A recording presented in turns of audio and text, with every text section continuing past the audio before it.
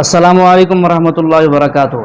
नाज़रीन, एक बार हम फिर आपकी खिदमत में हाजिर हुए हैं एक वीडियो लेकर, जिसमें एक इंडियन खातून जो कि हिंदू है, वो एक इंडियन आलिम दीन से ये सवाल करती है कि तुम उलमाए कराम मुसलमान खुसूसन अपनी औरतों पर दबाव क्यों रखते हो, कि उनको दबा के रखते हो और अपनी मर्जी उनको नहीं करने देते।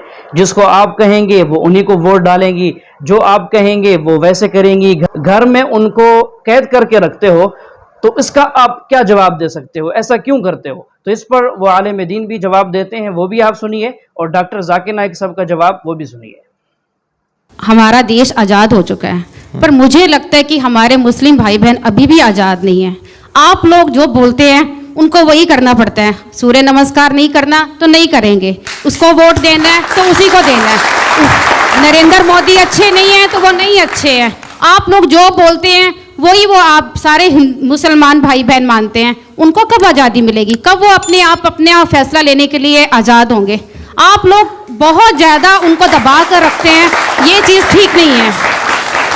हम एक हिंदू होने के नाते या मुस्लिम होने के नाते मैं ये क्वेश्चन नहीं पूछ रही हूँ। मेरे को देखिए, मैं सब्जी लेती हूँ, मुसलमान भाई से लेती हूँ, कपड़े सिलवाती हूँ, टेलर मेरा मुस्लिम है। कोई मेरे को ऐसा नहीं लगता कि हिंदू मुस्लिम में है और कोई भी होना चाहिए। ऐसा कंट्रोवर्सी जो है या ऐसा जो कुछ भी होता है ये आप लोगों से शुरू होता है और जो आम आदमी उसका भुगतान करता है, चाहे वो हिंदू हो चाहे वो मुसलमान हो। सर ये आज की डेट में हिंदू मुसलमान बहुत ज्यादा हो चुका है। एक ही सवाल आप कर एक चंद्रमा को आप भी पूछते हैं, आप ईद का चांद मानते हैं ना, और हम भी हिंदू जो हैं बहनें करवा चौथ का चांद देखती हैं, देखते हैं ना। चांद तो एक ही है ना, चाहे वो हिंदुओं का भी फेस्टिवल में चलता है, मुस्लिम के भी फेस्टिवल में होता है। तो कल को ये सिख और ईसाई भी कल को ऑब्जेक्शन कर सकते हैं कि ये चांद हमारा नहीं है। फिर आप क्या करेंगे? आप क्या ईद का चांद बदल देंगे?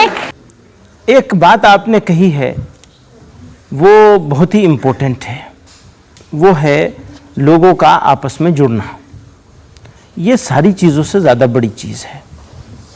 जहाँ तक सवाल है इस बात का कि हम लोगों ने मुसलमानों को ग़ुलाम बना रखा है या दबा रखा है, आज़ादी नहीं मिली, तो हमारे यहाँ तो ये शिकायत है कि मुसलमान आगे चलते हैं और उनके लीडर पीछे चलते हैं।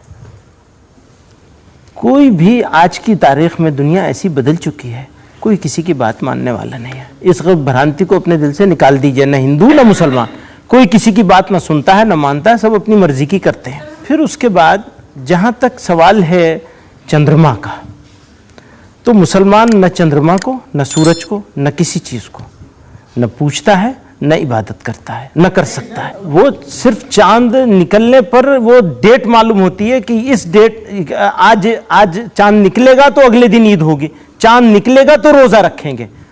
अगर हम इस्लाम में ख़वातीन के हुकूक वेस्टर्न मीडिया के नज़रिए से, मगरिबी मीडिया के नज़रिए से देखेंगे तो हमें मानना पड़ेगा इस्लाम में ख़वातीन को ज़लील किया जाता है, इस्लाम में ख़वातीन के साथ बर्ताव सही नहीं। अगर हम इस्लाम में ख़वातीन के हुकूक वेस्टर्न मीडिया के नज़रिए से देखते हैं, क्योंकि the western talk of women's liberalization is nothing but a disguised form of exploitation of a body, deprivation of honor and degradation of a soul. ये मगरिबी नारा आज़ादी निस्वा का हकीकत में औरतों के इज़्ज़त को लूटता है, औरतों के आबरू को लूटता है, औरतों को जलील करता है। The Western society claiming to uplift the woman have actually degraded her to a status of mistresses, of concubines, of society butterflies, which are hidden behind the colorful screen of art and culture. ये मगरिबी तहज़ीब जो कहती है कि ख़वातीन को हम ऊंचा मकाम दे रहे हैं, हकीकत में उन्हें एक तवाइफ बनाता है, हकीकत में उन्हें रखेल बनाता है, उन्हें बाज़ार की ज़ीनत बनाता है आर्ट और कल्चर के रंगीन पर्दे के पीछे। इस्लाम ने अल्हम्दुलिल्लाह 1400 साल पहले ख़वातीन को अपने हुकूक दिए। वो दौर अय्यामुल जहलिया कहलाता था। जब कुरान शरीफ नाजिल हुआ وہ دور کو کہتے تھے ایام الجاہلیہ، the days of ignorance. اس وقت الحمدللہ اسلام نے خواتین کو اپنے حقوق دیے. آج کی دنیا کی آبادی میں سے تقریباً 20 سے 25% مسلم ہیں اور کئی مختلف مسلم معاشرے ہیں. کچھ اسلام کے قریب ہے، کچھ اسلام سے دور ہے. اسلام میں خواتین کے حقوق کو جاننے کے لیے ہمیں مسلم معاشرے کو نہیں دیکھنا چاہیے، مسلمانوں کی طرف نہیں دیکھنا چاہیے. اگر صحیح طریقے سے آپ جاننا چاہتے ہیں اسلام میں خواتین کے حقوق کیا ہے، ہمیں تحقیق کرنا چاہیے اسلام کے مذہب کتاب کی. جو بنیادی کتابیں ہیں اسلام میں اس کو ہمیں پڑھنا چاہیے جاننے کے لیے اسلام میں خواتین کے حقوق کیا ہے. اسلام میں بنیادی کتابیں ہیں قرآن اور صحیح حدیث. قرآن اور صحیح حدیث کبھی بھی آپس میں نہیں ٹکرائیں گے. میں جانتا ہوں کہ اس موضوع پہ اسلام میں خواتین کے حقوق اکثر کئی بار علماؤں کا اختلاف ہے.